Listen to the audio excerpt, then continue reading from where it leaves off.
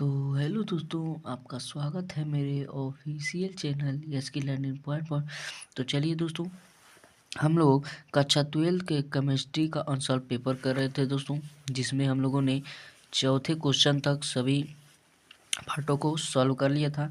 इसमें हमें 5वें क्वेश्चन से शुरू करना था। तो चलिए दोस्तों, शुरू करते हैं वीडियो को।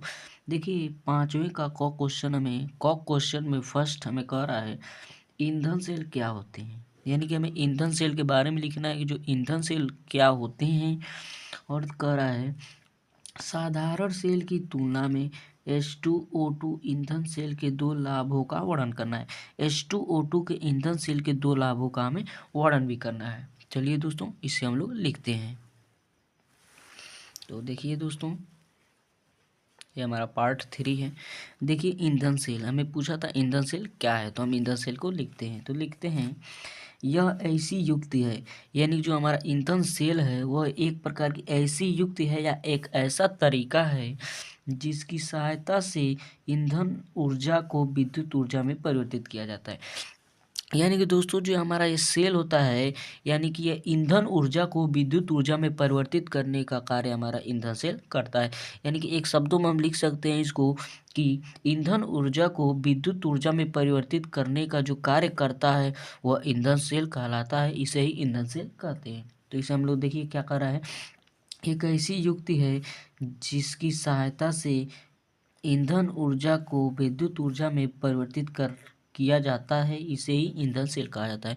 यानी कि ईंधन ऊर्जा को विद्युत ऊर्जा में परिवर्तित करना ही ईंधन सेल कहलाता है। यानी कि इसे ही ईंधन सेल कहते हैं। अब देखिए, इसमें हमें कहा था, यानी कि कह रहा था इसमें H2O2 के बारे में कह रहा था। तो देखिए, इसमें H2O के बारे में लिखते हैं। लिखेंगे H2O2 यानी कि हाइड्रोजन तथा ऑक्सीजन ईंधन सेल में हाइड्रोजन ईंधन तथा ऑक्सीजन ऑक्सीकारक के रूप में प्रयुक्त किए जाते हैं। यानी जो H2 और O2 होते हैं ईंधन सेल में हाइड्रोजन ईंधन तथा ऑक्सीजन ऑक्सीकारक के रूप में प्रयुक्त किए जाते हैं। सेल में संरंध्रकाल इलेक्ट्रोड होते हैं जिनके माध्यम से सांद्र सोडियम हाइड्रोक्साइड यानी कि NaOH विलयन में H2 और O2 गैसों को प्रवाहित किया जाता है। अब देखिए, इसमें कह रहा था हमें ईंधन सेल के दो लाभों का वर्णन कीजिए। हमें इसमें दो उसके लाभ का वर्णन करना था। लिखेंगे दोस्तों, ईंधन सेल के लाभ, यानी कि दो लाभ हमें पूछा है। तो इसमें लिखेंगे पहला लाभ, ये 70 से 140 डिग्री सेल्सियस पर कार्य करते हैं। यानी जो ये हमारा ईंधन सेल होते हैं दोस्तों, वो 70 डिग्री सेल्सियस से 140 डिग्री सेल्सियस पर कार्य करते हैं। और दूसरा देखिए, ये सेल प्रदूषण युक्त होते हैं। यानी कि जो ये ईंधन सेल होता है इसमें प्रदूषण एक भी प्रकार का नहीं होता है। यानी कि प्रदूषण युक्त होते हैं, इसमें प्रदूषण नहीं होता है। अब देखिए तीसरा, गैसों की लगातार आपूर्ति के कारण, यानी कि जो हमारा ईंधन सेल होता है अगर इसे नियमित रूप से आप गैस लगातार आपूर्ति करते हैं, यानी कि देते रहें, लगातार उसे गैस मिलता रहे, तो ये सेल ऐसा होता है कि जैसे इसे गैस मिलता रहेगा तो काम अपना करना ये कभी नहीं बंद करेगा। हमेशा अगर गैस मिलता रहा इसे तो हमेशा ये अपना काम करना जारी रखेगा। यानी कि देखिए क्या हो जाएगा, गैसों की लगातार आपूर्ति के कारण ये सेल लगातार कार्य करते हैं। यानी कि गैसों की लगातार मिलने के कारण ये जो सेल होते हैं लगातार कार्य करते हैं। तो यही हमारा क्वेश्चन था। चलिए अगले क्वेश्चन पर चलते हैं। तो देखिए दोस्तों, हमारा दूसरा क्वेश्चन, इसमें के दूसरा पार्ट क्या कर रहा है, देखिए कह रहा है निम्नलिखित सेल के विद्युत वाहक बल की गणना कीजिए। यानी कि ये जो सेल है इसमें विद्युत वाहक बल का गणना करना है। तो चलिए दोस्तों, इसमें विद्युत वाहक बल का गणना करते हैं।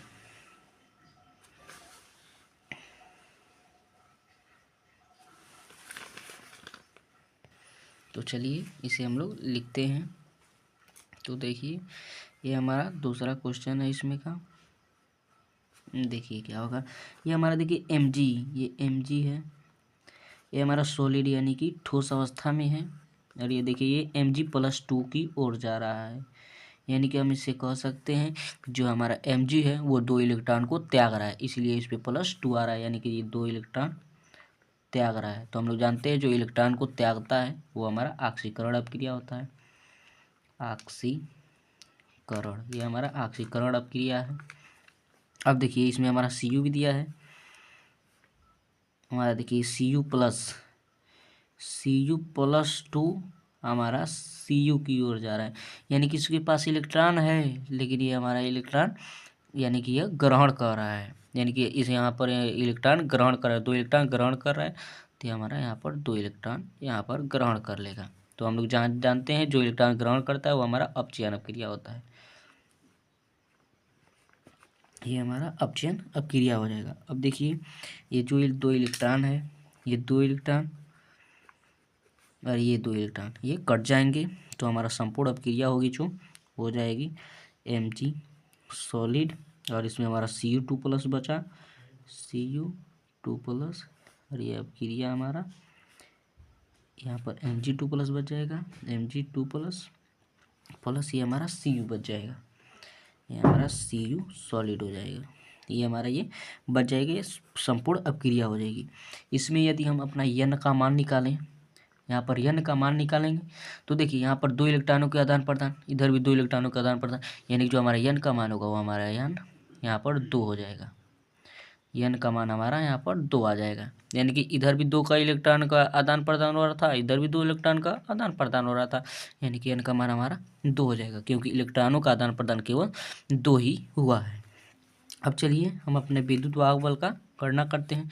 तो हमारा इसमें फार्मूला होता है E0 सेल बराबर E0 cathode minus E0 anode, ये मैंने फार्मूला आपको पहले भी लिखाया था, ठीक है। अब देखिए इसमें हमारा जो कैथोड वाला है, कैथोड का मान इसमें देखिए, कैथोड का मान यानी कि हमें कैथोड, यहाँ पर कैथोड का मान हमारा देखिए यहाँ पर दिया है 0.34, यानी कि 0.34 वोल्ट का मान हमें कैथोड दिया है। कैथोड इसमें यानी कि जो हमारा कैथोड है ये हमें इसमें माइनस पर प्राप्त होता है, तो माइनस यानी कि तो माइनस में क्या आ रहा है, यहाँ पर अपचयन अपक्रिया में ही माइनस इलेक्ट्रॉनों का यानी कि इलेक्ट्रॉन ग्रहण कर रहा है, तो हमारा इसमें यानी कि कैथोड का मान 0.34 वोल्ट हो जाएगा। और देखिए ये माइनस और E0 एनोड का मान लिखेंगे, E0 एनोड का मान हमारा -2.37 दिया है, तो -2.37 ऑलरेडी दिया है, और ये बाहर भी ऑलरेडी माइनस था, तो देखिए क्या हो जाएगा 0.34 माइनस इधर भी है माइनस अंदर भी, तो माइनस माइनस प्लस हो जाएगा 2.37 हो जाएगा। इन दोनों को जोड़ेंगे तो देखिए 2.37 ये 0.34, इसे जोड़ेंगे तो 7 और 4 11 हो जाएगा, तो एक हाथ में बचा एक 3 6 हो जाएंगे, एक 7 हो जाएगा, पॉइंट ही लग जाएगा, ये 0 में 2 को जोड़ेंगे तो हमारा 2 ही हो जाएगा, तो ये हमारा 2.71 हो जाएगा, यानी कि E0 सेल का मान आ गया, E0 सेल का मान हमें इतना आ गया। अब इसमें देखिए E0 सेल का मान हमारा इतना आ गया, लेकिन हमें गणना क्या करना है, विद्युत वाहक बल को निकालना है। तो चलिए इसका हमारा फार्मूला होता है, उस फार्मूला को लगाते हैं। तो देखिए हमारा E0 सेल का फार्मूला, तो E0 सेल बराबर फार्मूला होता है E0 cell minus 0.0591 by small n log Mg2+ upon Cu2+, ये हमारा इसका फार्मूला हो जाता है, क्योंकि इसमें Mg2+ का प्रयोग हुआ है और Cu2+ का प्रयोग हुआ है। इसमें चलिए मान अपना रखते हैं। तो देखिए हमारा E0 सेल का मान हमने अभी जस्ट प्राप्त किया है, 2.71 मान अभी को आया था, माइनस 0.0591 ये हो ही जाएगा। और n का मान हमने देखिए दोस्तों यहाँ पर देखिए n का मान भी हमने यहाँ पर लिखा था, n का मान यहाँ पर हमारा 2 आया था और E0 सेल का मान 2.71 आया था, तो यहाँ पर n का मान 2 रख देंगे और लॉग। अब देखिए Mg2+, तो Mg2+ का मान देखिए हमें क्या दिया है। Mg2+ का मान हमारा 0.1 मोलरता दिया है। तो हमारे यहाँ पर 0.1 मोलरता हो जाएगा बटा Cu2+ का मान देखिए, Cu यानी कि Cu का मान हमें देखिए Cu+2 का मान हमारा 0.001 मोल दिया है। तो अब देखिए दोस्तों क्या होता है 0.001। तो ये जो 0.001 है इसको हम लोग 10⁻³ भी लिख सकते हैं, यानी कि 1 गुणे 10⁻³ से लिख सकते हैं। तो इसे हम लोग केवल 10⁻³ भी इसे लिख सकते हैं। अब देखिए क्या होगा, ये हमारा 2.71 माइनस 0.0591 हो जाएगा बटा 2 हो जाएगा ये लॉग। अब देखिए 0.1 है, 0.1 को हम लोग 10⁻⁻1 लिख सकते हैं। तो ये देखिए 10⁻⁻1 हो जाएगा और ये 10⁻³ है तो ऊपर जाएगा तो जो हमारा ये घात रहेगा वो प्लस का हो जाएगा, यानी कि 3 हो जाएगा, प्लस का 3 हो जाएगा। और ये 10 तो हट ही जाता है, 10⁻⁻1 था और ये 3 चला जाएगा तो +3 हो जाएगा। अब देखिए क्या हो जाएगा, ये 2.71 माइनस 0.0591/2 लॉग, ये 10⁻⁻1 था और +3 था तो लॉग, यानी कि 10⁻² बच जाएगा, प्लस का 2 हमारा बच जाएगा। अब देखिए इसमें क्या होता है, ये हमारा 2.71 माइनस 0.0591/2, ये देखिए ये जो 2 है पावर का वो 2 बाहर आ जाएगा, यानी कि लॉग के पहले आ जाता है तो 2 हो जाएगा, लॉग बेस 10 बच जाएगा। 10 बचाइए या 10 को हटा दीजिए, उसका कोई बात नहीं होता है। अब देखिए 2 से 2 खल्लास हो जाएगा। अब देखिए हमारा क्या बचेगा, ये हमारा हो जाएगा 2.71 माइनस 0.0591, और जो ये हमारा log 10 होता है दोस्तों, यहाँ पर log बेस 10 का मान हमारा 1 होता है। ये इसे आप लोग अच्छे से याद कर लीजिएगा, ये हमारा log बेस 10 का मान 1 होता है। तो यहाँ पर हम लोग गुणा 1 लिख देंगे, तो इसमें गुणा करेंगे तो वही बात आ जाएगा। तो 2.71 माइनस 0.0591, अब इसमें से इसे हम लोग घटा देंगे तो हमारा विद्युत वाहक बल का मान आ जाएगा। तो जब देखिए इसमें से इसे को घटाएंगे तो 2.651 वोल्ट, यही हमारा इसका आंसर हो जाएगा, यानी कि E0 सेल का मान हमारा यही आ जाएगा। देखिए यही हमारा इसका आंसर हो जाएगा, यानी कि विद्युत वाहक बल हमारा 2.651 वोल्ट, यही हमारा इसका आंसर हो जाएगा, यही हमारा आंसर आएगा, विद्युत वाहक बल इतना ही आएगा। चलिए दोस्तों अगला क्वेश्चन देखते हैं, इसे आप लोग अच्छे से नोट डाउन करते रहिएगा। अब देखिए अगला क्वेश्चन हमें इसमें क्या कर रहा है, अगला क्वेश्चन देखिए कह रहा है किसी अपक्रिया के वेग पर, यानी किसी अपक्रिया के वेग पर ताप का क्या प्रभाव पड़ता है। इसमें हमें लिखना है किसी अपक्रिया के वेग पर ताप का क्या प्रभाव पड़ता है। प्रथम कोट की अपक्रिया 10 मिनट में 20% पूर्ण होती है। अपक्रिया के 20 यानी कि 80% पूर्ण होने पर में लगने वाले समय की गणना कीजिए। ये हमें निकालना है, यानी कि सवाल है, इसे हमें लगाना है। चलिए दोस्तों इसे हम लोग सॉल्व करते हैं। तो चलिए दोस्तों देखिए इसमें पहला क्वेश्चन हमें कर रहा है किसी अपक्रिया के वेग पर ताप का क्या प्रभाव पड़ता है। तो दोस्तों इसे आप लोग लिख लीजिएगा, यानी कि हम बता रहे हैं, यानी कि जब अपक्रिया का वेग होता है, जब हम लोग ताप बढ़ाते हैं तो अपक्रिया का जो वेग होता है वो उसमें परिवर्तन हो जाता है। यानी कि जब इसका अपक्रिया में जब हम लोग ताप इसको बढ़ाते हैं दोस्तों, तो जो अपक्रिया का वेग होता है वो बढ़ जाता है। यानी कि किसी अपक्रिया के वेग पर ताप का क्या प्रभाव पड़ता है, तो इसमें लिखेंगे किसी अपक्रिया का जब ताप बढ़ाते हैं तो उस अपक्रिया का वेग बढ़ जाता है। यानी कि जब ताप बढ़ाया जाता है तो अपक्रिया का वेग बढ़ जाता है, यही इस पर प्रभाव पड़ता है दोस्तों। अब चलिए इसमें जो क्वेश्चन है उसे हम लोग सॉल्व करते हैं। तो देखिए हमारा 5वें का ख क्वेश्चन है, 5वें का ख क्वेश्चन है। चलिए देखिए कह रहा है एक प्रथम कोट की अपक्रिया 10 मिनट में 20% पूर्ण होती है। अपक्रिया के 80% पूर्ण होने में लगने वाले समय की गणना कीजिए। तो चलिए इसे सॉल्व करते हैं। तो पहले हम 20% यानी कि 20% पूर्ण होती है अपक्रिया, तो 20% पे पहले निकाल लेते हैं 20% पर। अब देखिए 20% पर पहले हम अपने फार्मूला लिखेंगे। फार्मूला हो रहा होता है के बराबर 2.303 अपान टी लॉग ए अपान ए माइनस यक्स, ये हमारा फार्मूला होता है दोस्तों। इसमें हम लोग मान रखते हैं।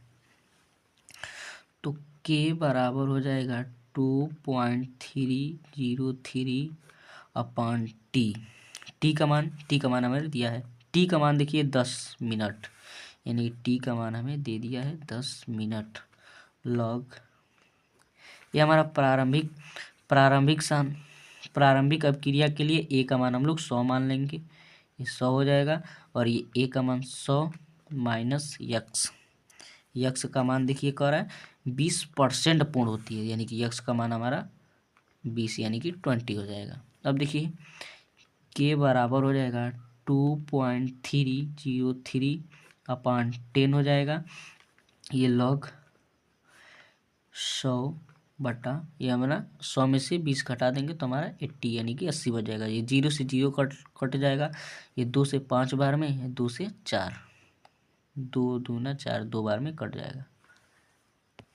ये हमारा 4 बार में कट जाएगा।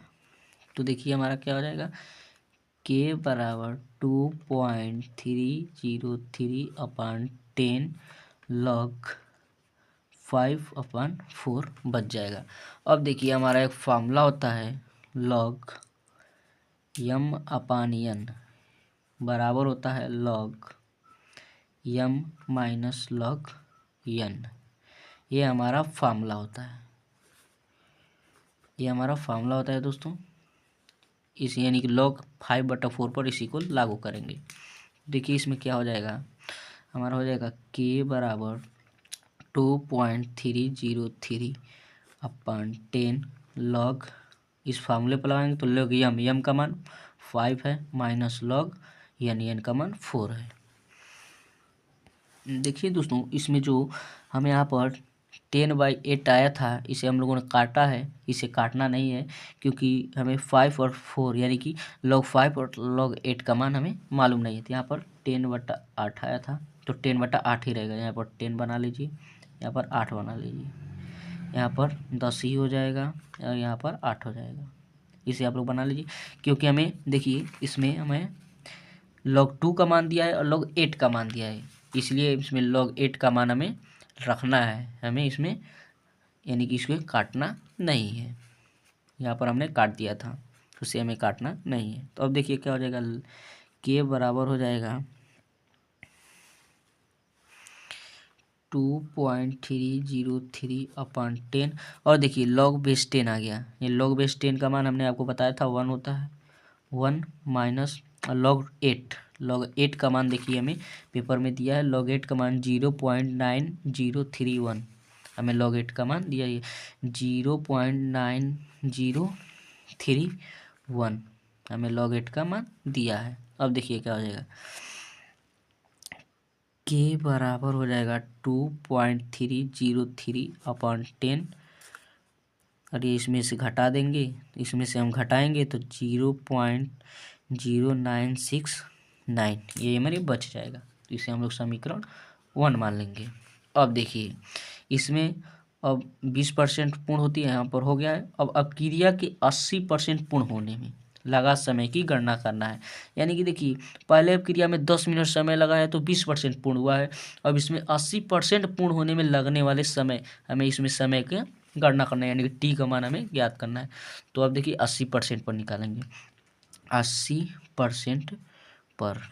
अब 80% पर निकालेंगे तो इस पर भी हमारा फार्मूला वही हो जाएगा, के बराबर 2.303 अपान टी लॉग हमारा ए अपान ए माइनस यक्स, यही हमारा हो जाएगा इसमें भी। तो देखिए इसमें हमारा क्या हो जाएगा, के बराबर हो जाएगा 2.303। इसमें टी का मान हमें दिया नहीं है, टी का मान हमें निकालना है टी। और ये लॉग ए का मान तो 80 था, यानी कि 100 था, यानी कि प्रारंभिक मान था ये 100।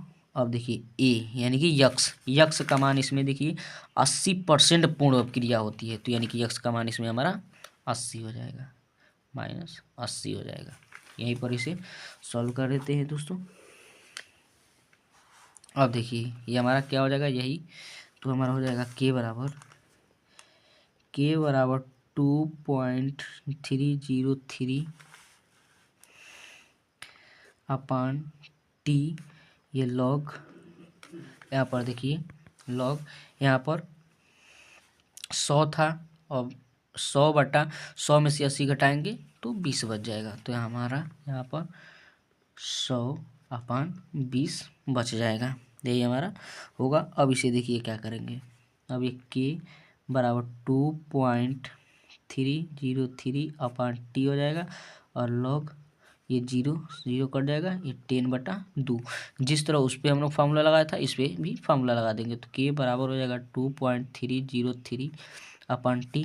अब देखिए इसमें गुणे लॉग 10 माइनस लॉग 2, उसी तरह फार्मूला लग जाएगा इसमें भी। अब देखिए क्या हुआ, के बराबर 2.303 अपान टी लॉग 10 का मान हमने बताया था, लॉग 10 बेस का मान 1 होता है, माइनस लॉग 2 का मान देखिए इसमें दिया है, लॉग 2 का मान 0.3010 दिया है, 0.3010 दिया है।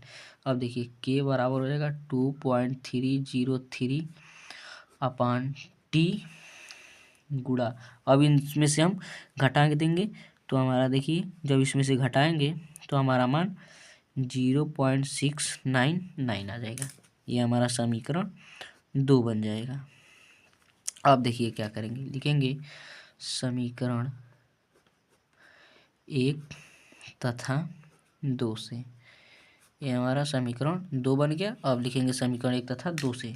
समीकरण 1 से देखिए क्या था, समीकरण 1 से हमारा 2.303 अपान 10 गुणे 0.0969 आया था, तो 2.303 अपान 10 गुणा 0.0969, यही हमारा समीकरण 1 से आया था। अब देखिए समीकरण 2 से यहाँ पर आया है, हो जाएगा 2.303 अपान टी गुणा 0.699, ये हमारा समीकरण 2 से आया है। ये देखिए ये और ये आपस में कट जाएंगे, तो यहाँ पर देखिए क्या बचेगा, 0.0969 अपान 10 बच जाएगा, बराबर यहाँ पर देखिए क्या बच रहा है, 0.069 अपान टी, ये हमारा यहाँ पर बच रहा है। अब इसका आपस में गुणा कर देंगे, तिरछा गुणा करेंगे तो हमारा हो जाएगा 0.0969, यानी कि इसका तिरछा गुणा कर देंगे, टी हो जाएगा बराबर इसका 10 में गुणा 0.699 गुणा 10 कर देंगे, तो देखिए क्या होगा, तो हमारा 0.0969 टी बराबर, इसमें 10 से गुणा करेंगे तो इसमें से एक अंक यानी कि दशमलव का एक अंक हट जाएगा, तो यानी कि 6.99 हो जाएगा। इसमें 10 से गुणा करेंगे 1 अंक के बाद आ जाएगा। अब देखिए टी बराबर हमारा हो जाएगा 6.99 अपान, ये आ जाएगा नीचे 0.0969, तो टी बराबर, अब देखिए इन दोनों का जब भाग देंगे, जब इन दोनों का आपस में भाग देंगे तो हमारा आंसर 72.136 मिनट, यही हमारा इसका आंसर आएगा दोस्तों। इसे आप लोग भाग अच्छे से दे लीजिएगा, इसका आंसर हमारा यही आएगा, यानी कि 72.16 यानी कि 136 मिनट इतना समय लगेगा। इसमें हमें समय के देखिए समय का गणना करना था, हमारा समय इसमें 72.136 मिनट का समय लगेगा। चलिए दोस्तों अगला क्वेश्चन लिखते हैं, इसे आप लोग अच्छे से नोट डाउन कर लीजिएगा। अब देखिए दोस्तों इसमें अगला क्वेश्चन का पहला क्या कर रहा है CrNH3 का होल 6 पे पावर 3 प्लस अनुचुंबकीय है, जबकि NiCN4 2 माइनस अति प्रति चुंबकीय है, संयोजकता अबंध सिद्धांत के आधार पर समझाइए। इसे हमें संयोजकता अबंध सिद्धांत के अनुसार समझाना है। चलिए दोस्तों, इसे हम लोग समझाते हैं। तो देखिए इसमें, यानी कि हमारा गौ क्वेश्चन का पहला भाग है। इसमें देखिए हमें पहला क्या दिया है, CR NH3 का होल 6 पे पावर 3 प्लस, ये कह रहा है अनुचुंबकीय है, तो इसे हम लोग सिद्ध कर देते हैं। तो देखिए इसमें पहले हमें ऑक्सीकरण संख्या निकालना पड़ेगा, तो हमें CR का ऑक्सीकरण संख्या निकालेंगे। तो हम लोग जानते हैं जिसका हमें ऑक्सीकरण संख्या निकालना रहता है उसे यक्स मान लेते हैं, तो इसे यक्स मान लेंगे। यक्स प्लस CS यानी NH3 है, NH3 हमारा इसका हमारा 0 हो जाता है, यानी कि इसे हम लोग 0 मान लेते हैं। 0 गुणे ये 6 बार है, तो 6 बराबर इस पे प्लस 3 है, तो प्लस का 3 हो जाएगा। अब देखिए यक्स, ये हमारा प्लस 0 हो जाएगा बराबर प्लस का 3, यानी कि यक्स यानी कि CR का प्लस 3 हमारा ऑक्सीकरण संख्या आ जाएगा। तो देखिए क्या होगा, अब CR पे प्लस 3 यानी कि इसका ऑक्सीकरण संख्या प्लस का 3 आ जाएगा। तो इसका जब हम लोग इलेक्ट्रॉनिक विन्यास करेंगे तो AR 3D3 हो जाएगा, क्योंकि AR हमारा 18 होता है और ये 3D कक्षक में चला जाएगा। तो हम लोग जानते हैं D कक्षक के लिए हमारा 5 कक्षक होता है इसमें, तो कक्षक बना लेंगे। 1 2 3 4 5 हो गया। इसमें 3 इलेक्ट्रॉन है तो 3 इलेक्ट्रॉन को भर देंगे। तो देखिए इसमें 3 इलेक्ट्रॉन भर दिए, तो इसमें इलेक्ट्रॉन भरे हैं, तो यहाँ पर देखिए जितने भी इलेक्ट्रॉन इसमें हम भरे हैं, 3 इलेक्ट्रॉन भरे हैं, ये हमारे अयुग्मित इलेक्ट्रॉन है, तो इसमें लिखेंगे 3 अयुग्मित इलेक्ट्रॉन, 3 अयुग्मित इलेक्ट्रॉन, ये हमारे 3 अयुग्मित इलेक्ट्रॉन है, इसलिए ये अनुचुंबकीय गुण यानी कि अनुचुंबकीय गुण प्रदर्शित करते हैं। तो ये हमारा इसलिए अनुचुंबकीय गुण प्रदर्शित करते हैं, यानी कि इसमें 3 यानी कि इसमें केवल अयुग्मित इलेक्ट्रॉन है, इसलिए ये अनुचुंबकीय, यहाँ पर दिया भी है अनुचुंबकीय है, तो इसलिए यह अनुचुंबकीय गुण प्रदर्शित कर रहा है। अब देखिए इसमें दूसरा क्या कर रहा है, Ni CN4 दिया है और इस पे प्लस, इस पे हमारा -2 दिया है, ये हमारा प्रतिचुंबकीय कह रहा है। तो पहले Ni का ऑक्सीकरण संख्या निकालेंगे, तो इसका यक्स मान लेंगे, ये हमारा Ni बराबर यक्स मान ले लेंगे। Ni बराबर, तो ये हमारा यक्स प्लस, ये हमारा CN साइनाइड का -1 होता है, -1 गुणे 4 बराबर, ये हमारा -2 इस पे है, तो ये हमारा -2 हो जाएगा। यक्स इसका गुणा करके तो -4 बराबर -2 हो जाएगा। यक्स बराबर माइनस का 2 इधर है और प्लस का 4 इधर आ जाएगा, तो यहाँ पर यक्स बराबर प्लस का 2 आ जाएगा, यानी कि Ni का हमारा ऑक्सीकरण संख्या प्लस का 2 आ जाएगा। अब देखिए इसका इलेक्ट्रॉनिक विन्यास करेंगे, Ni का +2 का, तो हमारा Ar हो जाएगा, Ar 3D8 हो जाएगा, यानी कि 3D पे 8 इलेक्ट्रॉन हो जाएगा। तो अब इसमें भी D आया है, तो D के लिए 5 कक्षक बनाएंगे, 1 2 3, ये हमारा 5, यानी कि 5 कक्षक हो गया। इसमें इलेक्ट्रॉन भरेंगे, तो पहले 1 electron, 2 electron, 3 electron, 4 electron, 5 electron, 5 electron भरा गया। अब 3 इलेक्ट्रॉन और बच रहा है, तो इसे फिर से भरेंगे 3 इलेक्ट्रॉन, ये हमारा 3 इलेक्ट्रॉन भर गया। अब इसमें देखिए हमारे 3 इलेक्ट्रॉन इसमें अयुग्मित इलेक्ट्रॉन इसमें, अब देखिए जब ये इस तरह होता है तो जो हमारे ये इलेक्ट्रॉन बाहर हैं, ये हमारे इलेक्ट्रॉन उत्तेजित हो जाते हैं, ये जो इलेक्ट्रॉन है उत्तेजित हो जाते हैं। जब उत्तेजित हो जाते हैं दोस्तों, तो ये अपने कक्षक से दूसरे कक्षक में इलेक्ट्रॉन आ जाते हैं। देखिए किस प्रकार आते हैं, जो ये इलेक्ट्रॉन है उत्तेजित होकर इस कक्षक में आ जाता है, यानी कि ये तो उसी तरह रहेगा, ये सभी उसी तरह होंगे, और जो ये इलेक्ट्रॉन है उत्तेजित होकर इस कक्षक में आ जाता है और यही कक्षक खाली हो जाता है। तो यही जो है इसमें अयुग्मित इलेक्ट्रॉन हमारा अयुग्मित इलेक्ट्रॉन बराबर 0, यानी कि इसमें अयुग्मित इलेक्ट्रॉन हमारे 0 हो जाते हैं, इसलिए यह प्रतिचुंबकीय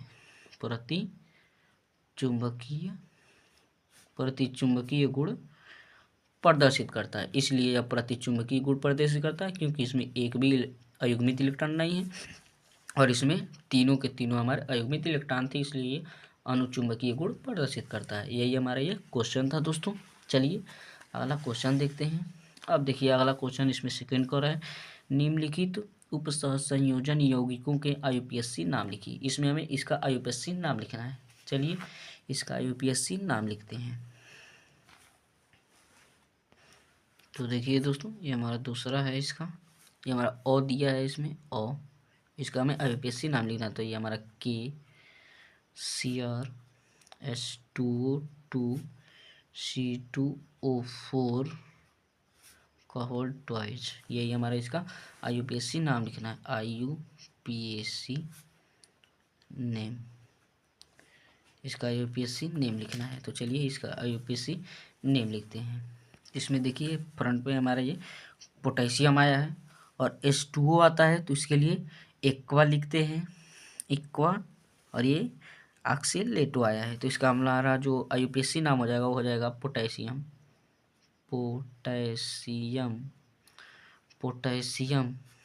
अब ये देखिए यानी कि जो H2O है वो हमारा 2 बार आया है, तो इससे हम लोग जानते हैं 2 बार जो कोई चीज़ आता है यानी कि, तो इसमें हम लोग डाई लिखते हैं, 2 के लिए डाई लिखते हैं, तो हमारा डाई, और जो H2O होता है H2O के लिए एक्वा लिखते हैं, तो H2O एक्वा हो जाएगा। यानी कि पोटेशियम डाई 2 बार आया है तो डाई और एक्वा हो जाएगा। अब देखिए यहाँ पर भी C2O4, यानी कि जो C2O4 है इसे ऑक्सीलेटो कहते हैं, ये भी 2 बार आया है, तो इसके लिए भी हम लोग डाई का प्रयोग करेंगे, तो इसके लिए भी हमारा डाई ऑक्सीलेटो हो जाएगा, ऑक्सीलेटो हो जाएगा। ये हमारा ऑक्सीलेटो, यानी कि ये भी, यानी कि जो डाई एक्वा है, एक्वा भी 2 बार आया है, और ये ऑक्सीलेटो है ये भी हमारा 2 बार आया है, तो दोनों के लिए डाई प्रयोग हो जाएगा, और ये हमारा क्रोमेट हो जाएगा, डाई क्रोमेट, और इधर हम लोग रोमन संख्या में से 3 लिख देंगे। यही हमारा पहले का IUPAC नेम हो गया। अब देखिए बो में दिया है PTCl NO2NH3 का होल टेट्रा SO4, इसका हमें IUPAC नाम लिखना, IUPAC नेम लिखना है। चलिए इसका IUPAC नेम लिखते हैं।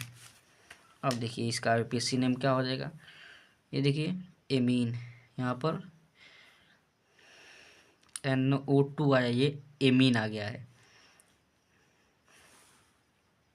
यहाँ पर देखिए NH3 हमारा एमीन होता है, एमीन इसमें नाम लिखा था, तो हमारा हो जाएगा इसका टेट्रा एमीन क्लोरो। यहाँ पर देखिए Cl आया है, Cl के लिए क्लोरो लिखिए या क्लोरीडो लिखिए, क्लोरीडो ये लिख लेते हैं, क्लोरीडो हो जाएगा। यहाँ पर NO2 आया है, NO2 के लिए नाइट्रो हो जाएगा, और ये PT आया है यानी कि नाइट्रो प्लेटिनम हो जाएगा, प्लेटिनम। यहाँ पर देखिए हमारा क्या होगा, टेट्रा एमीन क्लोरो, टेट्रा यानी कि 4, और एमीन आया है तो टेट्रा एमीन हो जाएगा। क्लोरो Cl के लिए आ जाएगा, क्लोरो का ये, क्लोरीडो का ये। अब देखिए नाइट्रो, NO2 आया है, NO2 के लिए नाइट्रो आ जाएगा, अब PT दिया है तो प्लेटिनम हो जाएगा। यहाँ पर हमारा सल्फेट, यानी कि इसे रोमन अंक में 4 लिख देंगे क्योंकि हमारा 4 में आया है। अब देखिए यहाँ पर 4 हो गया और यहाँ पर हमारा SO4 बच गया, यानी कि सल्फेट, ये हमारा सल्फेट हो जाएगा, यानी कि इसका IUPAC नाम यही हमारा हो जाएगा। ये हमारा इसका IUPAC नाम हो गया। चलिए अगला क्वेश्चन देखते हैं। अब देखिए दोस्तों चौथा का पहला क्वेश्चन हमें इसमें कह रहा है, न्यूक्लिक अम्ल क्या है, DNA की संरचना का सचित्रण की। तो जो न्यूक्लिक अम्ल है दोस्तों, इसे हमने आपको अगले पार्ट में करा दिया था, यानी कि वीडियो में हमने न्यूक्लिक अम्ल को आपको कराया था, इसका संरचना भी बनाया था, इसे अच्छे से हमें बताया भी था, और DNA की संरचना हुआ तो इसे आप लोग अपनी किताब से लिख लीजिएगा, DNA डीएनए तो आप लोग जानते ही हैं। अब देखिए दूसरा इसमें क्वेश्चन कर रहा है प्रोटीन की प्राथमिक तथा द्वितीयक संरचना का व्याख्या कीजिए। तो इसकी हम लोग व्याख्या करते हैं। चलिए तो देखिए दोस्तों, ये हमारा प्रोटीन की प्राथमिक संरचना हो जाएगा। इसमें लिखेंगे किसी प्रोटीन के पॉलीपेप्टाइड में एमिनो अम्लों के जुड़ने का एक विशिष्ट क्रम प्रोटीन की प्राथमिक यानी कि इसका अर्थात इसका मतलब होता है 1 डिग्री संरचना कहलाता है। यानी कि किसी प्रोटीन के पॉलीपेप्टाइड में एमिनो अम्लों के जुड़ने का एक विशिष्ट क्रम प्रोटीन की प्राथमिक संरचना कहलाता है। और इसमें दूसरी संरचना भी पूछा था प्रोटीन की, तो इसमें लिखेंगे किसी प्रोटीन की द्वितीयक यानी कि 2 डिग्री संरचना का संबंध उस आकृति से है जिसमें पेप्टाइड श्रृंखला पाई जाती है। यानी कि किसी प्रोटीन की द्वितीयक अर्थात 2 डिग्री संरचना का संबंध उस आकृति से है जिसमें पॉलीपेप्टाइड श्रृंखला पाई जाती है। ये हमारा प्रोटीन की प्राथमिक और द्वितीयक संरचना था दोस्तों। अब देखिए अगला क्वेश्चन 6वां क्वेश्चन कह रहा है हैलोएरिनो की नाभिक रागी प्रतिस्थापन अपक्रियाओं में अनुनाद प्रभाव को समझाइए। क्लोरोबेंजीन का उदाहरण देते हुए निम्नलिखित पर संक्षिप्त टिप्पणी लिखिए। पहला वुड्स फिटिंग अपक्रिया, फीडेल क्राफ्ट अपक्रिया। तो ये जो दोनों अपक्रिया है दोस्तों हमारे प्लेलिस्ट में जाकर देख लीजिएगा।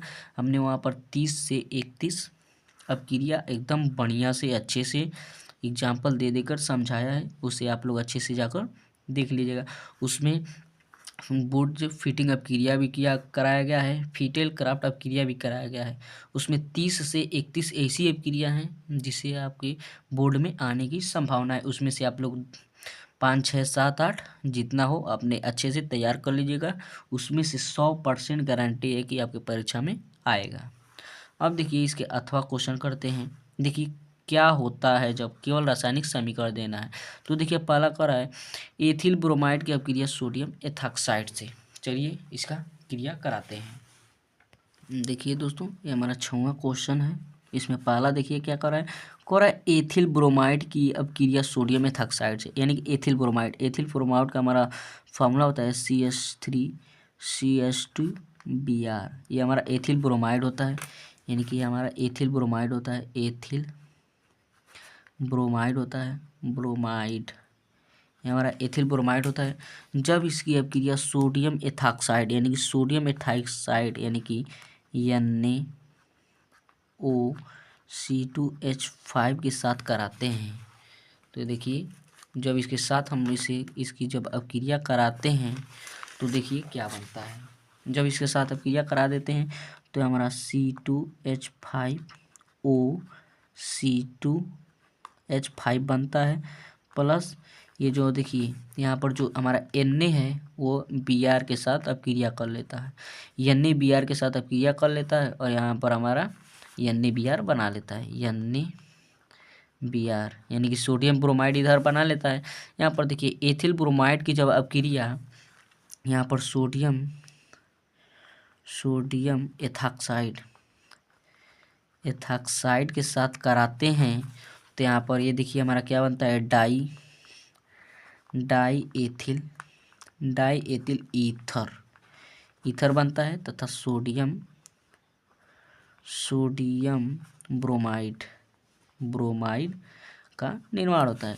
देखिए दोस्तों जब एथिल ब्रोमाइड की अपक्रिया सोडियम एथॉक्साइड के साथ कराते हैं तो डाई एथिल ईथर तथा सोडियम ब्रोमाइड प्राप्त होता है। इसकी हमारी पहला अपक्रिया है, यही हमारा इसकी अपक्रिया है।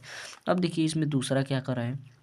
दूसरा अपक्रिया इसमें कह रहा है एथिल क्लोराइड की अपक्रिया एल्कोहलिक KCN के साथ। तो चलिए ethyl bromide CH3 ethyl chloride CH3CH2Cl ethyl, ये हमारा एथिल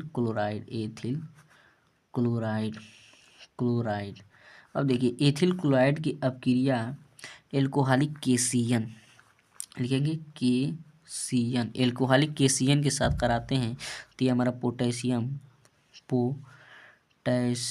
ये हमारा पोटेशियम साइनाइड है नाइड है, ये हमारा पोटेशियम साइनाइड के साथ जब इसकी अपक्रिया कराते हैं तो देखिए क्या बनता है। ये हमारा जब हमारा इसकी अपक्रिया बनता है तो ये हमारा जो Cn है, यहाँ पर देखिए K जो है हमारा Cl के साथ अपक्रिया कर लेता है तो KCl बना लेता है, और जो Cn है वो हमारा CH3 CH2 के साथ अपक्रिया कर लेता है। देखिए क्या बनेगा, ये हमारा बनता है CH3 CH2 Cn इसके साथ अपक्रिया कर लेता है, और प्लस देखिए जो हमारा ये पोटेशियम है, पोटेशियम क्लोरीन से अपक्रिया करके KCl बना लेता है।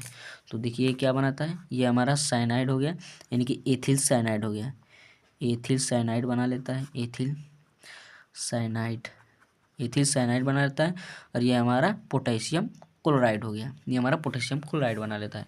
तो देखिए दोस्तों, जब एथिल क्लोराइड की अपक्रिया, यानी कि जब एथिल क्लोराइड की अपक्रिया पोटेशियम साइनाइड के साथ कराते हैं तो एथिल साइनाइड का निर्माण होता है, तथा KCl यानी कि पोटेशियम क्लोराइड का निर्माण होता है। यही हमारा दूसरा रिएक्शन था।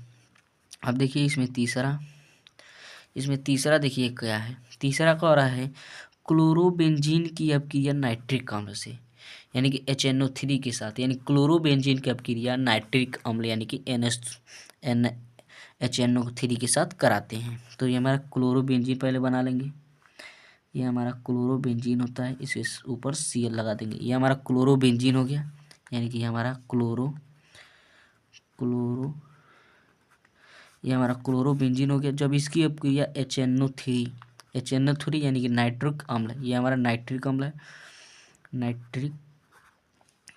है, ये हमारा नाइट्रिक अम्ल के साथ जब इसकी अपक्रिया कराएंगे तो देखिए इसकी अपक्रिया H2SO4 की अपक्रिया में, यानी कि उत्प्रेरक का कार्य करेगा, यानी कि H2SO4 की उपस्थिति में जब कराएंगे तो देखिए क्या बनेगा, यहाँ पर हमारा Cl तो रहेगा ही, ये हमारा आर्थो पर NO2 आ जाएगा, आर्थो पर NO2 आ जाएगा, प्लस एक बार पैरा पर आ जाएगा, ये हमारा यही बेंजीन, यहाँ पर Cl रहेगा, एक बार हमारे पैरा पर आ जाएगा। तो देखिए इसका नाम क्या हो जाएगा, इसका नाम हो जाएगा आर्थो O लिख देते हैं, आर्थो के लिए O लिख देते हैं, ये हमारा नाइट्रो इसका नाम लिख रहे हैं, नाइट्रो क्लोरोबेंजीन हो जाएगा, क्लोरोबेंजीन हो जाएगा।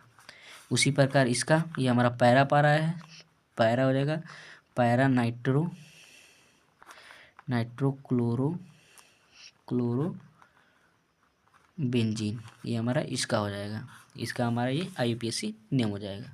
ये हमारा इसका अपक्रिया था दोस्तों, यानी कि जब क्लोरोबेंजीन की अपक्रिया, ये हमारा क्लोरोबेंजीन है, जब क्लोरोबेंजीन की अपक्रिया नाइट्रिक अम्ल के साथ H2SO4 की उपस्थिति में कराते हैं तो हमारा आर्थो नाइट्रोबेंजीन बनता है, यानी कि आर्थो नाइट्रो क्लोरोबेंजीन बनता है, तथा पैरा नाइट्रोक्लोरोबेंजीन का निर्माण होता है। यही हमारा इसका अपक्रिया था। अब देखिए इसमें चौथा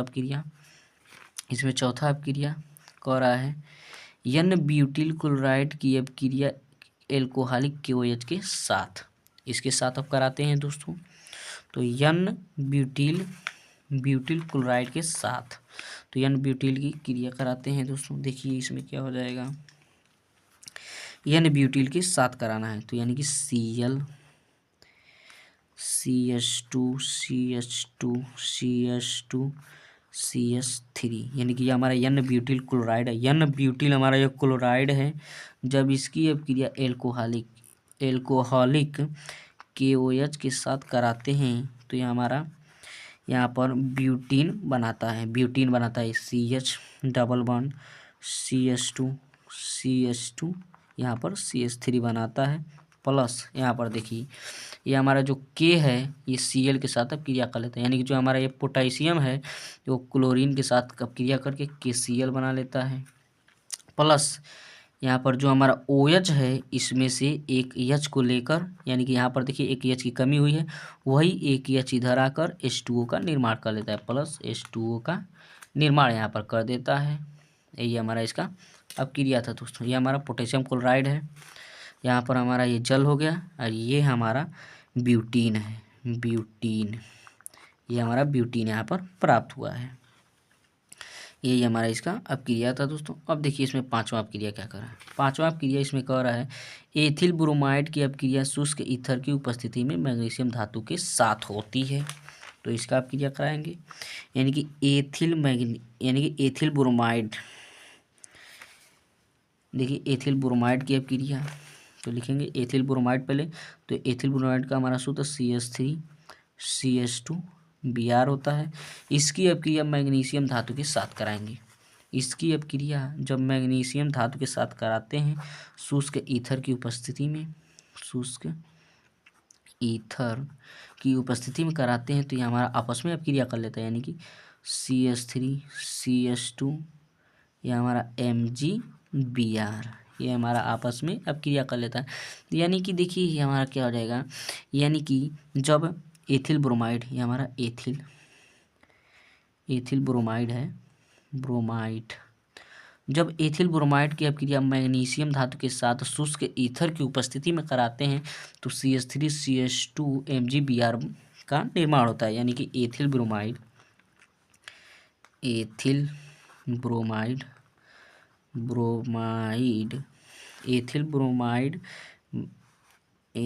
हमारा एथिल ब्रोमाइड हो गया, एथिल ब्रोमाइड मैग्नीशियम इसी का हमारा निर्माण होता है। यही हमारा अपक्रिया है। और ये जो एथिल ब्रोमाइड अपक्रिया यानी कि एथिल ब्रोमाइड मैग्नीशियम है, यही हमारा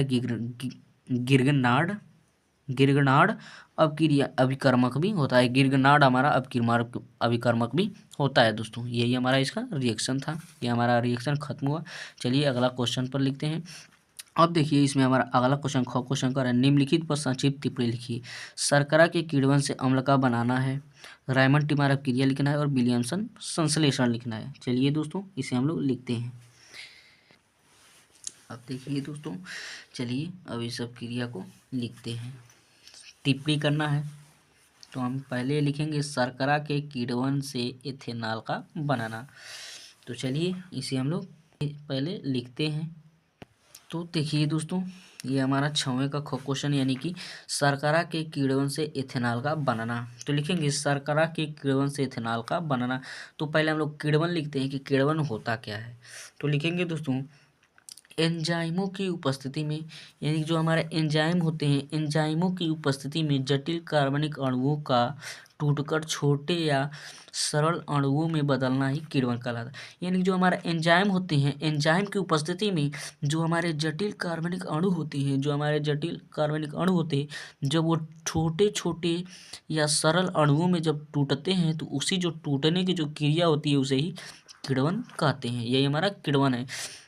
इसके एग्जाम्पल में लिखेंगे, ये हमारा देखिए शर्करा होता है, यानी कि C12H22O11, यही हमारा चीनी का सूत्र भी होता है। यही हमारा शर्करा है प्लस H2O। जब जल के साथ अपक्रिया कराते हैं, इन्वेंट्स ईस्ट के साथ जब इसका अपक्रिया कराते हैं तो C6H12O6, इसमें भी C6H12O6।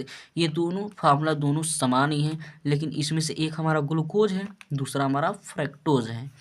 यानी कि पहला हमारा ग्लूकोज है, दूसरा इसमें फ्रक्टोज है, लेकिन दोनों का फार्मूला एकदम, जो हमारा अणुसूत्र है, दोनों का अणुसूत्र एकदम समान ही है।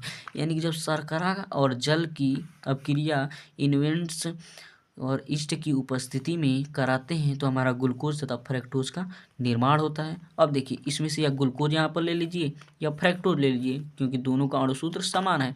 तो मैंने मान लीजिए यहाँ पर हमने ग्लूकोज ले लिया या फ्रक्टोज ले लिया, दोनों में से किसी एक को ले लेंगे तथा नाइमेल ईस्ट के साथ उपस्थिति में जब क्रिया कराएंगे तो हमारा एथेनॉल यानी कि C2H5OH और CO2 यानी कि कार्बन डाइऑक्साइड हमारा बाहर निकल जाएगा तथा एथेनॉल का निर्माण हो जाएगा। C2H5OH यही हमारा एथेनॉल होता है। एक शब्द में इसे ही हम लोग दारू के नाम से भी जानते हैं, ये हमारा शराब होता है। यानी C2H5OH यही हमारा एथेनॉल बनता है। यही हमारा इसका अपक्रिया था दोस्तों। इसे आप लोग अच्छे से नोट डाउन कर लीजिएगा। चलिए अगला क्वेश्चन देखते हैं। अब देखिए अगला कह रहा है रायमंड टिमान अपक्रिया। इसे रायमंड टिमान अपक्रिया हमने आपको बताया, और ये विलियमसन अपक्रिया भी है। जो ये दोनों अपक्रिया हैं, हमने कहा था आपको जाकर प्लेलिस्ट में हमारे देख लीजिएगा। हमने नाम अपक्रिया के नाम से प्लेलिस्ट बना दिया है, उसमें कम से कम 30-31 उसमें अपक्रिया को मैंने कराया है, उसे आप लोग देख लीजिएगा। उसी अपक्रिया में इसको हम करा दिए हैं। अब देखिए अगला क्वेश्चन कर रहा है अथवा में गिरगनार्ड अभिकर्मक द्वारा प्राथमिक द्वितीयक तथा तृतीयक एल्कोहल बनाने की रासायनिक समीकरण को लिखिए। इस सवाल को भी यानी कि इस क्वेश्चन को भी मैंने आपको अगले में करा दिया। देखिए कहाँ पर कराए हैं, आपको दिखा दे रहे हैं। देखिए यहाँ पर मैंने सेट 3 में आपको कराया है, यानी कि देखिए यहाँ पर सेट 3 में हमने आपको इसे सॉल्व कराया है। गिरनार्ड अपकेर्मक की सहायता से प्राथमिक द्वितीयक तथा तृतीयक एल्कोहल प्राप्त करने का रासायनिक समीकरण लिखिए। सेम वही क्वेश्चन है, सेम इसे हमने आपको करा दिया है तीसरे सेट में। अब देखिए दूसरा क्वेश्चन इसमें क्या हो रहा है, निम्नलिखित को आप कैसे प्राप्त करोगे, यानी फिनाल से पिक्रिक अम्ल कैसे प्राप्त करोगे, इसे हमें लिखना है। तो चलिए दोस्तों इसे हम लोग करते हैं। देखिए ये हमारा दूसरे क्वेश्चन का पहला यानी कि दूसरे क्वेश्चन का हमें कह रहा है फिनाल से पिक्रिक अम्ल, यानी कि फिनाल से हमें पिक्रिक अम्ल का निर्माण करना है। तो चलिए फिनाल हम जानते हैं हमारा फिनाल का संरचना होता है, यानी कि इसके ऊपर OH लगा देते हैं। बेंजीन के ऊपर OH लगा देने से हमारा फिनाल बन जाता है। ये हमारा फिनाल हो गया, यहाँ पर बेंजीन नहीं रहेगा दोस्तों। ये हमारा इस रिंग के ऊपर OH लगा देते हैं, वो हमारा फिनाल हो जाता है। जब इसकी अब क्रिया सांद्र HNO3 यानी कि नाइट्रिक अम्ल तथा सांद्र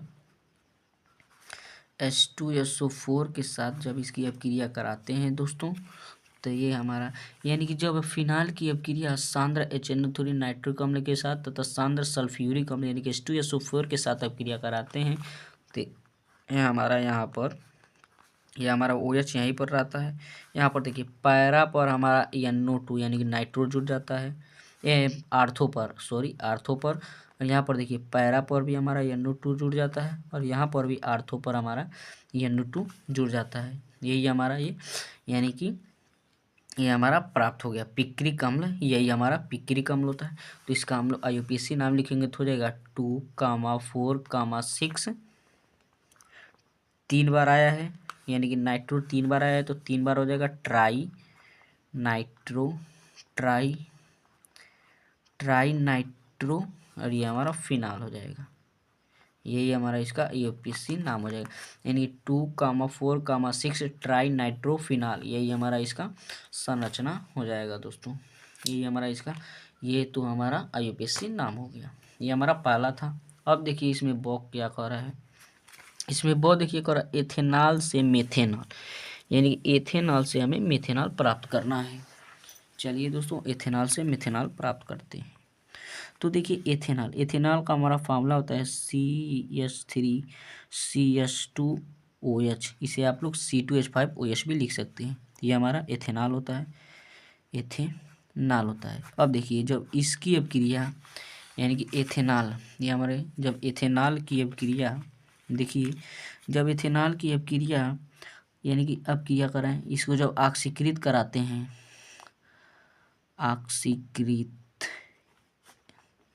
जब इसकी ऑक्सीकृत यानी कि O के साथ ऑक्सीकृत कराते हैं तो हमारा CH2CHO का निर्माण होता है, यानी कि एसिटल्डिहाइड का निर्माण होता है। इसका नाम हमारा एसिटल्डिहाइड होता है, एसिटल्डिहाइड।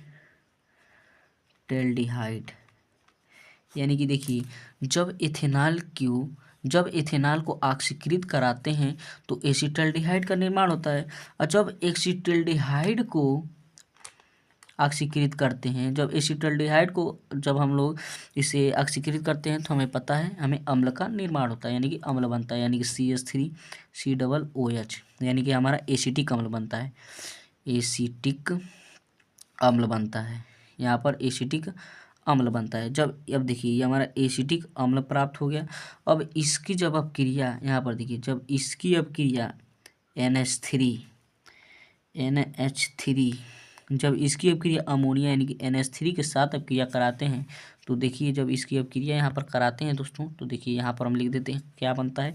जब इसकी अपक्रिया कराते हैं तो हमारा पर CH3COONH4, यही हमारा यहाँ पर बनता है, यानी कि जब इसकी अपक्रिया इसे करा देते हैं, यहाँ पर हमारा CH3COONH4 बनता है। अब देखिए जब हम लोग गर्म करते हैं तो हमारा इसमें से H2O बाहर निकल जाता है, और हमारे यहाँ पर CH3CONH2, जब इसमें से NH2 हो जाएगा, जब इसमें से जल निकल जाता है बाहर, यानी कि जल के 2 अणु बाहर निकल जाते हैं, इसमें से 2 अणु यहाँ से निकल जाते हैं। यहाँ से देखिए, यहाँ पर से देखिए एक ऑक्सीजन इसमें से निकल गया, तो एक ऑक्सीजन इसमें से निकल गया, तो एक ऑक्सीजन बचा, तो देखिए यहाँ पर एक ऑक्सीजन बचा।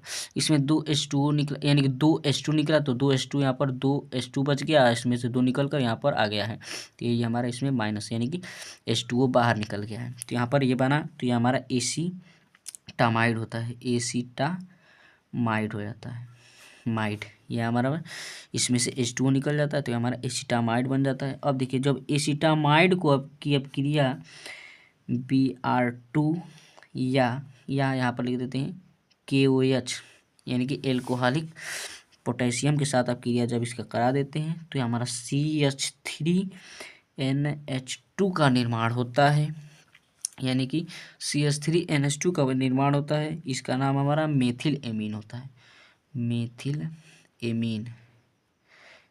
एमीन। जब इसका अब क्रिया, अब देखिए, जब इसका अब क्रिया यहाँ पर लिख देते हैं, जब इसकी अब क्रिया HNO2 यानी कि नाइट्रस अम्ल के साथ कराते हैं दोस्तों, तो CH3OH, ये हमारा मेन सामान यहाँ पर जाके प्राप्त होता है, यानी कि यहाँ पर हमारा मेथेनॉल प्राप्त होता है, मेथेनॉल। देखिए दोस्तों, कितना बड़ा प्रोसेस था। अब देखिए, इथेनॉल को जब ऑक्सीकृत करते हैं तो एसिटल्डिहाइड बनता है। जब एसिटल्डिहाइड को ऑक्सीकृत करते हैं तो हमारा एसिटिक अम्ल बनता है। अब एसिटिक अम्ल को NH3 के साथ आप क्रिया कराते हैं तो CH3COONH4 बनता है। जब इसको गर्म करते हैं तो इसमें से हमारा जल बाहर निकल जाता है तथा एसिटामाइड बनता है। जब एसिटामाइड को Br2 या KOH के साथ आप क्रिया कराते हैं तो मेथिल एमीन बनता है। अब मेथिल एमीन को नाइट्रस अम्ल के साथ अब क्रिया कराते हैं तो हमारा यहाँ पर मेथेनॉल बनता है। यही हमारा इसका रिएक्शन था दोस्तों, इसे आप लोग अच्छे से नोट डाउन कर लीजिएगा। अब चलिए अगला क्वेश्चन देखते हैं। अब देखिए, हमारा क्वेश्चन खत्म हुआ। अब देखिए 7वां क्वेश्चन का, निम्नलिखित पर टिप्पणी लिखिए। ये जो तीनों टिप्पणियाँ हैं, यानी कि केंद्रजारों क्रिया, गाटरमान कोचब क्रिया, एल्डोल संग्रहण क्रिया, इसने हमने आपको बताया है, हमने प्लेलिस्ट बना कर रखा है नाम अब क्रिया से, उसमें 30, 35 या 30, 32 अब क्रिया को कराया है, उसमें से आपको जाकर इसे देख लीजिएगा। अब देखिए, इसके अथवा का क्वेश्चन क्या कर रहा है, निम्नलिखित को आप कैसे प्राप्त करेंगे, इसको हमें प्राप्त करना है। चलिए दोस्तों, इस सब क्रिया को लिखते हैं। ये हमारे 7वें क्वेश्चन का अथवा है। अब देखिए, इसमें पहला कर रहा है एसिटिक अम्ल से एथिल एसीटेट। पहला देखिए कर रहा है एसिटिक अम्ल, तो पहले एसिटिक अम्ल का फॉर्मूला लिखते हैं, CH3COOH। हमें एसिटिक अम्ल से एथिल एसीटेट, यानी कि करें CH3COOC2H5, यानी कि ये हमें एथिल एसीटेट को प्राप्त करना है, इसी को हमें बनाना है। तो चलिए दोस्तों, देखिए, जब CH3COOH यानी कि जब एसिटिक अम्ल का क्रिया C2H5OH यानी कि एथेनॉल के साथ कराते हैं तो देखिए हमारा यानी कि एथिल एसीटेट का निर्माण होता है। जब इसका क्रिया कराते हैं तो हमारे यहाँ तो C2H5 और यहाँ पर ये देखिए, ये OH हमारे H के साथ मिलकर, या OH जो है H के साथ मिलकर यहाँ पर हमारा H2O बना लेता है। और देखिए CH3COO बचा और यहाँ पर C2H5 बचा, तो यहाँ पर CH3COO, यही हमारा एथिल एसीटेट होता है, यही हमारा एथिल एसीटेट होता है। इसे आप लोग इस तरह से भी लिख सकते हैं, CH3COO C2H5 या C2H5 CH3COO, इसी प्रकार से भी आप इसे लिख सकते हैं। यही हमारा इसका रिएक्शन था पहला। ये हमारा एसिटिक अम्ल हो गया, ये हमारा एथिल एसीटेट, यानी कि एथिल एसीटेट का ये एल्कोहल हो गया, या एथिल एल्कोहल लिख सकते हैं। ये हमारा एसिल एसिलेट प्राप्त हुआ, ये हमारा जल है। अब देखिए, इसमें दूसरा रिएक्शन क्या कर रहा है, एसीटोन से एसीटोन हाइड्रोजोन बनाना है। इसमें हमें दूसरे में एसीटोन से एसीटोन हाइड्रोजोन बनाना है। चलिए दोस्तों, एसीटोन से हाइड्रोजन बनाते हैं। तो हम पहले हम एसीटोन का यानी कि इथी बना लेंगे, क्या संरचना बनाएंगे। तो चलिए CH3 अणुसूत्र लिखते हैं, उसका CH3 C double bond O के साथ जोड़ा रहता है, ये हमारा CH3, ये हमारा एसीटोन होता है दोस्तों, एसीटोन, ये हमारा एसीटोन होता है। जब एसीटोन की अपक्रिया देखिए, जब एसीटोन की अपक्रिया H2NnH2 अम्ल उत्प्रेरक, अम्ल ये हमारा अम्ल है, यही हमारा उत्प्रेरक का काम कर रहा है, उत्प्रेरक। जब अम्ल उत्प्रेरक के साथ इसका अपक्रिया कराते हैं तो यहाँ हमारा देखिए क्या बन रहा है, CH3 का whole twice C double bond NnH2, यही हमारा एसीटोन, ये हमारा एसीटोन यानी हाइड्रा या हाइड्रोजोन होता है, यही हमारा एसीटोन हाइड्रोजोन प्राप्त होता है। यानी कि जब एसीटोन की अपक्रिया H2Nn नाइट्रोजन H2 यानी कि अम्ल उत्प्रेरक के साथ अपक्रिया कराते हैं तो एसीटोन हाइड्रोजोन का निर्माण होता है। ये हमारा दूसरा रिएक्शन था। तीसरा रिएक्शन देखिए, तीसरा रिएक्शन इसमें देखिए क्या कर रहा है, एसिटिक अम्ल से एसिटिल क्लोराइड यानी कि एसिटिक अम्ल से एसिटिल क्लोराइड बनाना है। तो पहले एसिटिक अम्ल का फार्मूला लिखते हैं, CH3COOH हो जाएगा, एसिटिक अम्ल C, देखिए ये हमारा CH3COOH यानी कि ये हमारा एसिटिक अम्ल होता है। जब इसकी अपक्रिया हम PCl3 यानी कि पोटेशियम क्लोराइड के साथ कराते हैं या Cl5 के साथ अपक्रिया कराते हैं तो हमारा CH3COCl यानी कि यहाँ पर CH3, यहाँ पर Cl आ जाता है, यहाँ पर CH3CO हो गया, यहाँ पर Cl आ जाता है, एक इसमें से Cl आ जाता है तो ये हमारा यहाँ पर बन जाता है CH3COCl यानी कि एसिटिल, यही हमारा एसिटिल क्लोराइड होता है, यही हमारा इसमें बनता है। ये हमारा तीसरा रिएक्शन था। चौथा रिएक्शन देखिए दोस्तों क्या कर रहा है, चौथा रिएक्शन हमें देखिए क्या कर रहा है, बेंजोइल क्लोराइड से बेंजल्डिहाइड प्राप्त करना है, यानी कि बेंजोइल क्लोराइड से बेंजल्डिहाइड प्राप्त करना है। चलिए उसको हम लोग प्राप्त करते हैं। अब हम दोस्तों बेंजोइल क्लोराइड से बेंजल्डिहाइड प्राप्त करेंगे तो पहले उसका हम लोग संरचना बना लेते हैं। देखिए हमारे यहाँ पर संरचना होता है बेंजीन, ये हमारा बेंजीन रिंग हो गया, इस पर CO, ये हमारा Cl होता है, यही हमारा बेंजोइल क्लोराइड होता है। जब इसकी अपक्रिया H2 या PdBaSO4 यानी कि बेरियम सल्फेट के साथ जब इसकी अपक्रिया कराते हैं तो यहाँ पर ये हमारा बेंजीन रिंग पर CHO प्राप्त होता है, यानी कि ये हमारा बेंजल्डिहाइड होता है, बेंजल्डिहाइड, यही हमारा बेंजल्डिहाइड प्राप्त होता है दोस्तों। तथा हमारा HCl बाहर निकल जाता है, HCl हमारा बाहर निकल जाता है, हाइड्रोक्लोरिक अम्ल बाहर निकल जाता है। तथा देखिए ये हमारा बेंजोइल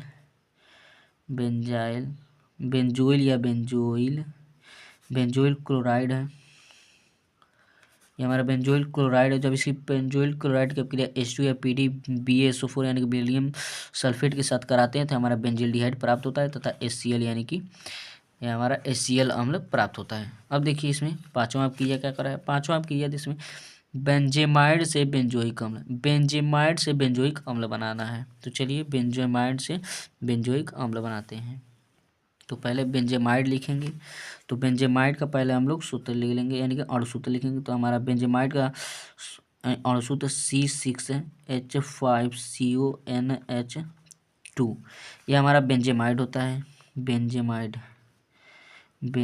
होता है, ये हमारा बेंजेमाइड होता है। जब इसकी अब जल अपघटन कराते हैं, इसका जब जब इसका हम लोग जल अपघटन कराते हैं या हाइड्रोनियम आयन के साथ जब इसका अपक्रिया कराते हैं दोस्तों तो यहाँ हमारा पर C6H5COOH प्लस NH3, ये हमारा ये बाहर निकल जाता है, यही हमारा यानी कि बेंजोइक अम्ल होता है, बेंजोइक अम्ल होता है, यही हमारा बेंजोइक अम्ल बनता है दोस्तों। यही हमारा इसका रिएक्शन हो गया। चलिए दोस्तों अगला क्वेश्चन देखते हैं। अब देखिए दोस्तों अगला क्वेश्चन हमें क्वेश्चन क्या कर रहा है, निम्नलिखित पर संक्षिप्त टिप्पणी लिखी। तो ये जो तीनों गैब्रियल थैलेमाइड संश्लेषण हाफमान ब्रोमेमाइड अपक्रिया कार्बिल एमीन अपक्रिया है। इसे नाम वाली अपक्रिया में जाकर आपके प्लेलिस्ट में हमने लिख दिया है। प्लेलिस्ट में हमने वीडियो बनाया, उसमें 30-35 अपक्रिया कराया है, उसमें आपको जाकर देख लीजिएगा। यानी कि प्लेलिस्ट में हमने सेव कर दिया, नाम वाली अपक्रिया के नाम से सेव किया है, उसे आप लोग जाकर देख लीजिएगा उस वीडियो को। चलिए अगला क्वेश्चन देखते हैं।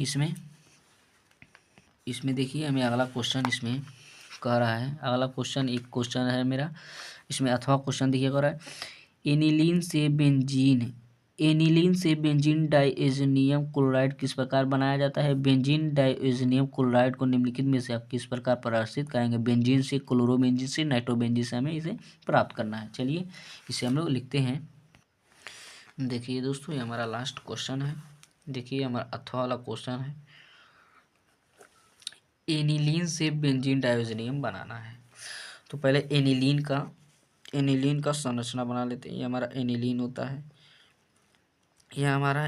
होता है, जब बेंजीन के ऊपर NH2 लग जाता है तो ये हमारा एनिलीन बन जाता है। ये हमारा एनिलीन है। जब बेंजीन संरचना के ऊपर NH2 लग जाता है दोस्तों तो ये हमारा एनिलीन बन जाता है। और देखिए जब इसकी अपक्रिया NaNO2 यानी कि सोडियम कार्बोनेट के साथ या HCl के साथ कराते हैं, या हाइड्रोनियम आयन HNO2 के साथ कराते हैं।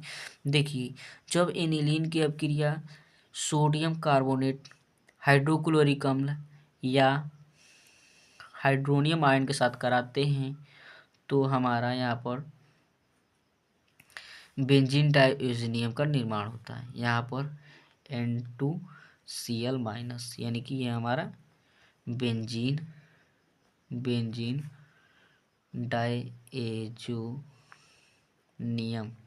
ये हमारा बेंजीन डाइएज़ोनियम क्लोराइड है, क्लोराइड का निर्माण होता है। देखिए दोस्तों, यहाँ पर हमारा जब एनिलीन की अपक्रिया सोडियम कार्बोनेट या हाइड्रोक्लोरिक अम्ल या नाइट्रस अम्ल के साथ कराते हैं तो बेंजीन डाइएज़ोनियम क्लोराइड का निर्माण होता है। यही हमारा बेंजीन डाइएज़ोनियम क्लोराइड का निर्माण हुआ है। अब कह रहा है बेंजीन डाइएज़ोनियम क्लोराइड को निम्नलिखित में से किस प्रकार प्राप्त करेंगे। यानी कि बेंजीन डाइएज़ोनियम की सहायता से बेंजीन कैसे प्राप्त करेंगे, क्लोरोबेंजीन कैसे प्राप्त करेंगे और नाइट्रोबेंजीन कैसे प्राप्त करेंगे, इसे हमें प्राप्त करना है। तो चलिए पहला यानी कि बेंजीन प्राप्त करते हैं। यानी कि बेंजीन डाइएज़ोनियम क्लोराइड की सहायता से बेंजीन प्राप्त कर लेते हैं। तो पहले हम लोग बेंजीन डाइएज़ोनियम क्लोराइड का यहाँ पर संरचना बनाएंगे। यहाँ पर हमारा N2Cl-। देखिए जब इसकी अपक्रिया हम लोग H3PO2, जब हम लोग यानी कि ये हमारा बेंजीन डाइएज़ोनियम क्लोराइड है, बेंजीन डाइएज़ोनियम क्लोराइड है। जब इसकी अपक्रिया H3PO2 के साथ अपक्रिया कराते हैं तो यहाँ पर हमारा बेंजीन बन जाता है। ये हमारा बेंजीन है, यही हमारा बेंजीन बन जाता है तथा H2 गैस बाहर निकल जाता है प्लस HCl, ये हमारा हाइड्रोक्लोरिक अम्ल बनता है। अब देखिए इसमें दूसरा हमें क्लोरोबेंजीन प्राप्त करना है। तो इसी के सहायता से यानी कि इसे हम लोग बना लेते हैं। ये हमारा बेंजीन डाइएज़ोनियम क्लोराइड है। ये हमारा यहाँ पर N2Cl-, यहाँ पर N2Cl- हो जाएगा। अब देखिए जब इसकी अपक्रिया H+BF4- के साथ कराते हैं तो यहाँ पर हमारा बन जाता है क्लोरोबेंजीन। यहाँ पर N2BF4-, ये हमारा ये हमारा जो दोस्तों होता है क्लोरोबेंजीन होता है। क्लोरोबेंजीन कर रहे हैं। यहाँ पर देखिए जब बेंजीन डाइएज़ोनियम क्लोराइड की अपक्रिया H+BF4 के साथ कराते हैं तो यहाँ पर बेंजीन N2BF4 का निर्माण होता है। जब इसकी अपक्रिया सोडियम कार्बोनेट या Cu यानी कि कॉपर की स्थिति में कराते हैं दोस्तों तो यहाँ पर हमारा नाइट्रोबेंजीन प्राप्त होता है। नाइट्रोबेंजीन यानी कि NO2, ये हमारा नाइट्रोबेंजीन है। बेंजीन प्राप्त होता है। देखिए दोस्तों, जब बेंजीन डायोजनियम क्लोराइड की अपक्रिया H+BF4- के साथ कराते हैं तो यहाँ पर हमारा ये प्राप्त होता है, यानी कि बेंजीन N2BF4- प्राप्त होता है। जब इसकी अपक्रिया सोडियम कार्बोनेट या Cu के साथ कराते हैं तो हमारे यहाँ पर नाइट्रोबेंजीन प्राप्त हो जाए। ये हमारा नाइट्रोबेंजीन है, ये हमारा प्राप्त हो जाता है। ये हमारा इसका दूसरा अपक्रिया था। अब देखिए तीसरा अपक्रिया हमें क्लोरोबेंजीन प्राप्त करना था। क्लोरोबेंजीन, तो चलिए क्लोरोबेंजीन प्राप्त करते हैं। यहाँ पर हमारा नाइट्रोबेंजीन प्राप्त हो चुका है। अब हमें दूसरा यानी कि क्लोरोबेंजीन प्राप्त करना है। यानी कि हमने बेंजीन प्राप्त कर लिया है, नाइट्रोबेंजीन प्राप्त कर लिया, अब हमें क्लोरोबेंजीन प्राप्त करना है। तो चलिए अब डाइओजेनियम यानी कि बेंजीन, ये हमारा बेंजीन डाइओजेनियम क्लोराइड है, ये N2Cl-। अब इसकी अपक्रिया देखिए, हमें यहाँ पर क्लोरोबेंजीन प्राप्त करना है। जब इसकी अपक्रिया Cu के साथ इसे गर्म करते हैं, यानी कॉपर के साथ, जब बेंजीन डायोजनियम क्लोराइड, जब दोस्तों बेंजीन डायोजनियम क्लोराइड को कॉपर के साथ गर्म करते हैं तो हमारा यहाँ पर देखिए यानी कि क्लोरोबेंजीन का बन जाता है। क्लोरोबेंजीन यहाँ पर हमारा बन जाता है, प्लस N2 गैस हमारा बाहर निकल जाता है। ये हमारा नाइट्रोजन होता है, नाइट्रोजन गैस, यहाँ पर हमारा नाइट्रोजन गैस बाहर निकल जाता है तथा ये हमारा क्लोरोबेंजीन बन जाता है।